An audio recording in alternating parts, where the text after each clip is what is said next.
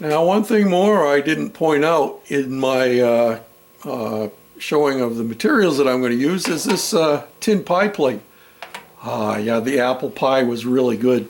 We were given an apple pie by some friends of ours, and this was the pie plate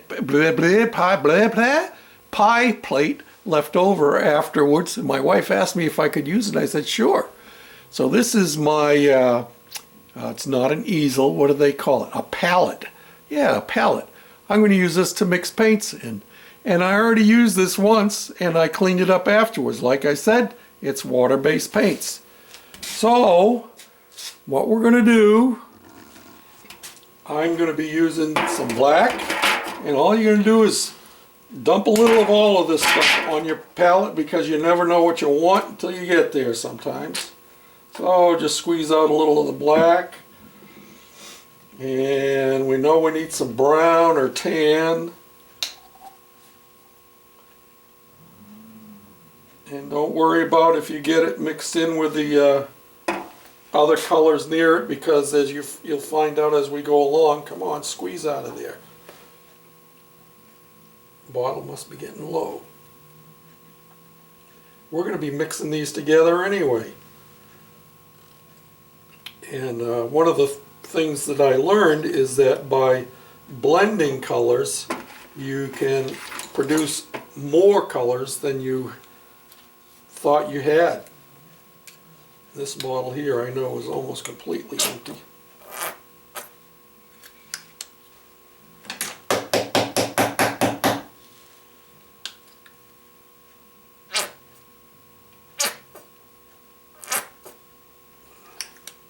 And we'll leave that one upside down like that, and we'll squeeze some of this lighter colored green over here, just like that. And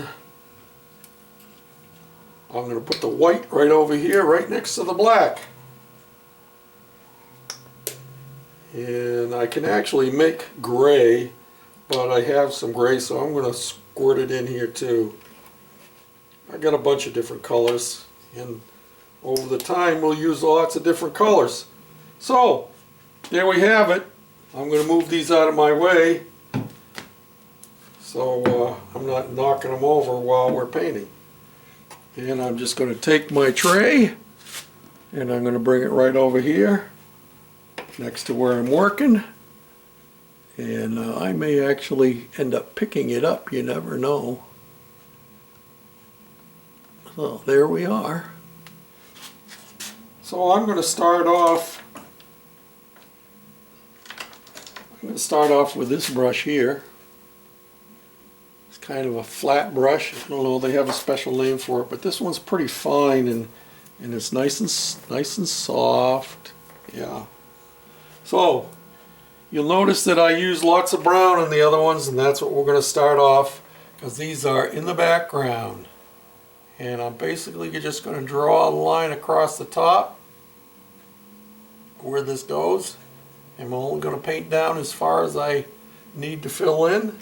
This ain't going to take long. The other colors are going to come in front of it for the other mountains. Now, I'm going to put a little bit more of a peak in here. And this is the thing. I put the pencil lines on the wall just as a guide to get me started. And then I just kind of modify it to fit my whim. And one of the things that I learned in the process of painting my mountains is that you have to pay attention to the directions that you're pulling your brush, because it also determines the way your mountain looks. Now, we have that like that. Now I'm going to add, because this is down pretty low, I'm going to add just a little smidgen of green. And probably I ought to swing down here to my palette. Well, I'll pick my palette up. How's that? Here's how I'm going to do it. I'm going to take just a little bit of smidgen of that green and mix it right onto my palette, right onto my brush. And I'm going to bring some green in here. Just very lightly. Maybe a little darker than that.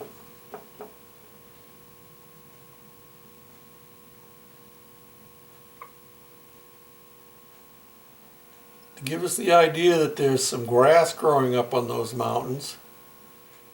When we're done, there isn't going to be a whole lot of it showing, I could tell you that right now.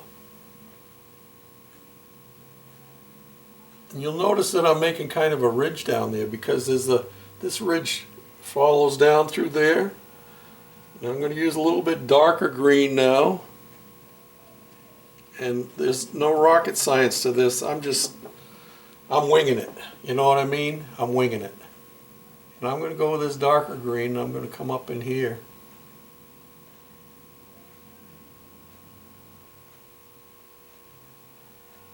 And just kind of wisp it on here.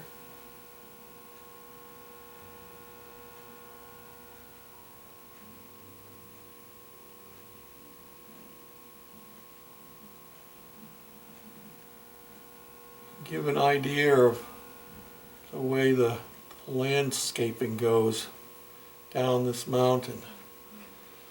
Now, I want it to be a little bit lighter on this side. I don't know if you'll notice on my other mountains that I've already painted over here, let me swing you up, that I have more light on your left than I do on the right.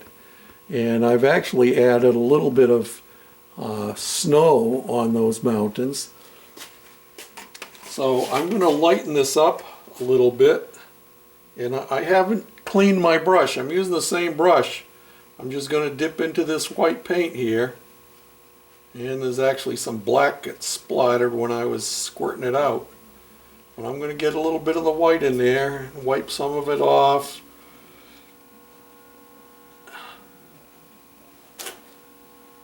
I'm going to come in here like this.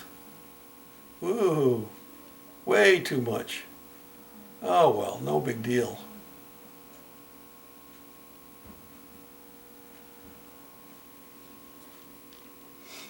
So, we think that's too much of the green and too much light. Go back and add a little brown to it. You just do what you gotta do, you know? Do what you gotta do.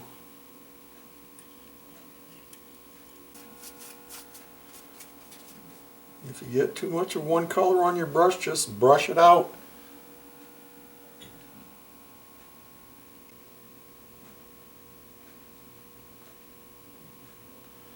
Now the thing is, I'm going to add some trees down here on the lower edge.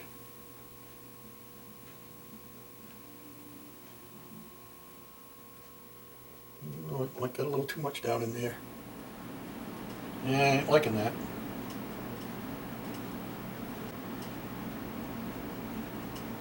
Yeah, like I said, experimentation. Sometimes it works and sometimes it don't.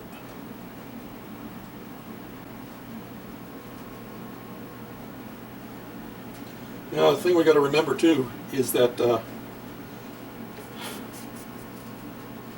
this cloud is going to be brought back in afterwards, so a lot of what you see here is going to get washed away.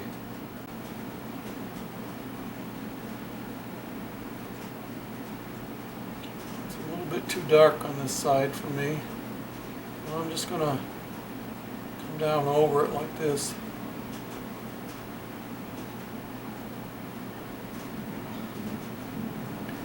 Bring some more trees in here.